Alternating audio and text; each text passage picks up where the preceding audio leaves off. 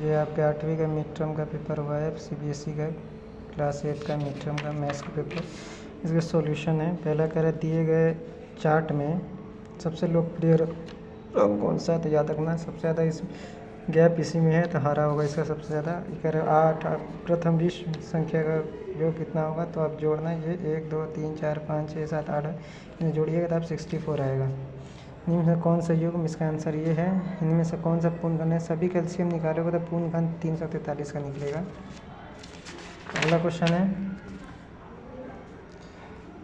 कह रहा है कि इनमें से कौन सा सीमित व्यवस्थित वर्ग संख्या को दर्शाने के लिए नहीं किया गया, तो इसका आंसर है ये है ट्रायंगल का नहीं होता है। इसमें 40% का केंद्रीय कोण निकालना है, तो केंद्रीय कोण 144 होगा। इसका क्यूब निकालना है, तो इसका क्यूब आ जाएगा आपका 100।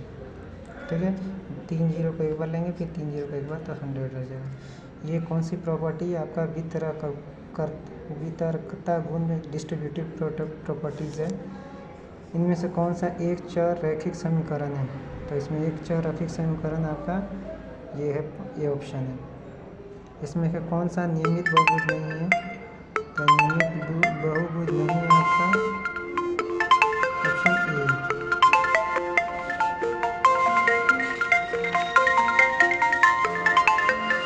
अगला क्वेश्चन है, यदि पासे को खींचा जाए तो भाज्य संख्या प्राप्त होने की क्या प्रक्रिया होगी, तो इसका आंसर 1/3 होगा। इस सबका आंसर देख लीजिए अगले क्वेश्चन है 11 और 12 के बीच में पूर्ण वर्ग क्या है, तो आप याद रखना दोनों को प्लस में से 1 माइनस कर देते हैं, तो 11 12 23 में से 22 है, इसका आंसर आ जाएगा 22। इसका एक्स का हल निकालिए, तो ये एक्स को 5 से मल्टीप्लाई कर दीजिए, फिर 4 को 1 से, फिर 4 को 10 से 40 आ जाएगा। 100 पर 1 से 40 आ जाएगा, इसका 95 आएगा। इसके एक्स की वैल्यू निकालना है। इसमें वाई के मान कितना होगा आपका 21/4। इसका आंसर देख लीजिए आप सब, इनका भी देख लीजिए। इसे मैंने सोल्व करके डाल दिया है। इन दोनों को जोड़िएगा तो 196 का स्क्वायर रूट 16 होता है। इन दोनों को जोड़िए 254 आएगा। इसका माना कोण x, पहला कोण ये x लेंगे तो 4x हो जाएगा, ये 5 दोनों को प्लस करके 180 लिख देंगे, दोनों काट के x की वैल्यू 20 आएगा। तो पहला कोण 4x था, तो 4 गुना 20 80, और 5x 5 गुना 20 100। सेम ये है। इसके एक सदस्य लिखना है, ठीक है। पाइथागोरस ट्रिक से ऐसे किया जाता है इस क्वेश्चन को। m2 m को रखेंगे, m की वैल्यू 9 लेंगे, m² -1 में m² +1 में डाल के वैल्यू निकालेंगे।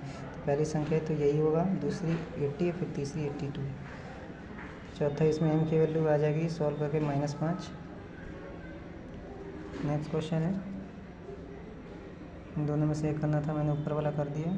अगले का आंसर आ जाएगा आपका 45 को भाग करेंगे तो ये पूर्ण घन बन जाएगा। ये क्या ये पूर्ण घन है, क्या आंसर इसमें लिखेंगे नहीं, ये पूर्ण घन नहीं है, ठीक है, इसमें पूर्ण घन नहीं है।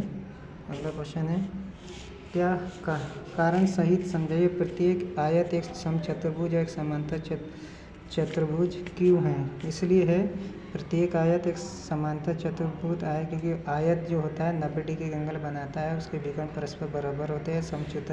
चतुर्भुज भी उसके आमने सामने की भुजाएं जो होती है, ठीक है, ये बी सी डी ये दोनों 90 बनाती है, 90 बनाती है, और ये ए बी बराबर होता है, इसके इक्वल होता है, ठीक है। इसलिए सभी प्रत्येक वर्ग जो होगी आयत होगी, क्योंकि वर्ग में भी आयत और वर्ग में इसके विकर्ण भी आपस में इक्वल बराबर भागों में काटते हैं और 90 डिग्री का एंगल बनाते हैं जो वर्ग में, ठीक है। ये काइट में वैल्यू निकालना था, निकाल दिया। अगला क्वेश्चन है कि नीचे एक ज़िले में बैंकों की शाखाएं दी गई है, इन आंकड़ों का पाई चार्ट बनाना है। क्या बनाना है, पाई चार्ट बनाना है। तो सबसे पहले केंद्रीय कोण निकालना पड़ेगा।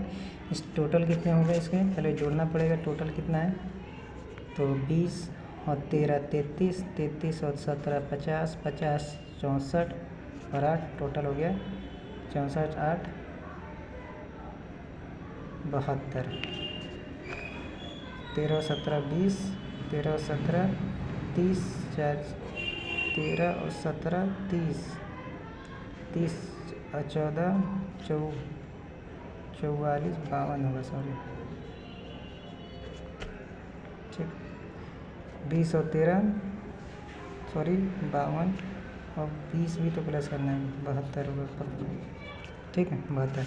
इसका केंद्रीय कोण आ जाएगा, सबका केंद्रीय कोण निकाल लेते हैं, केंद्रीय कोण निकाल लेते हैं सभी का। इसका आ जाएगा 20/72 गुणा 360, 36 से कम 36, 36 दूनी 72, 2 एकम 2, 2 पंचे 10, यह आ जाएगा आपका 5 दूनी 10, 100 आ जाएगा। यह आ जाएगा 13/72 इंटू 360, इसे भी काटिएगा तो यहाँ पर 5 आएगा, 13 पंचे 65, यह आ जाएगा 13/72 गुणा में 360, काटिएगा 5, 13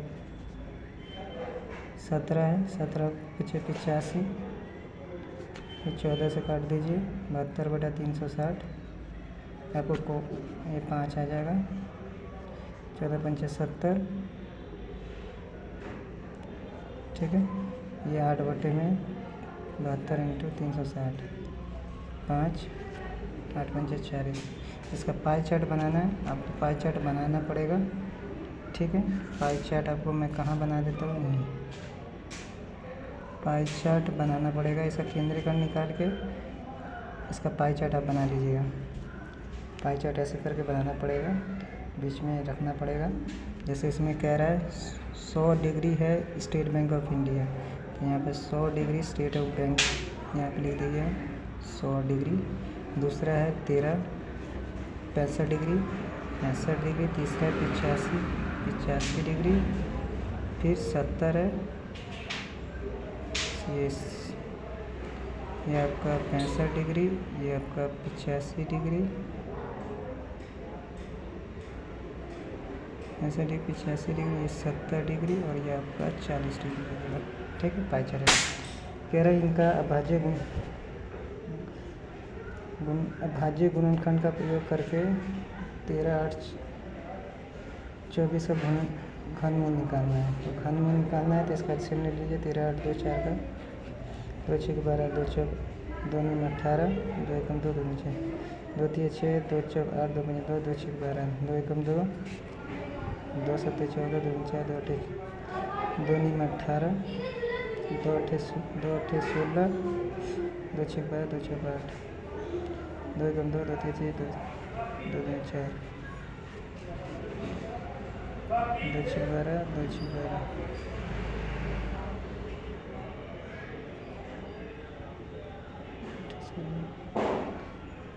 8,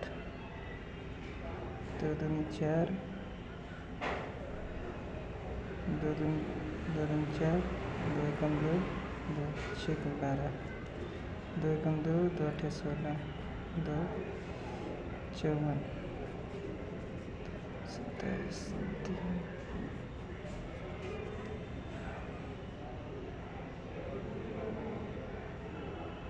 27 3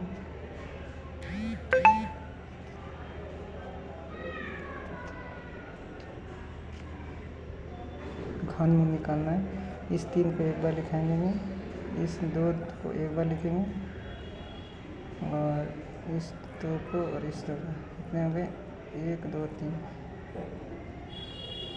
तो इसका घनमूल हो जाएगा 4 4 8 8 है। इसका घनमूल हो जाएगा, इसका घनमूल हो जाएगा 2 3 6 6 12 12 24, ठीक है 24 हो जाएगा, ठीक है। 3 संख्या 4 3 2 का अनुपात है, तो घनों का योग ये दे रखा है, तो ऐसा संख्या निकालिए, ठीक है। बाकी सब क्वेश्चन आप सबको मैं बाद में अपलोड कर दूँगा।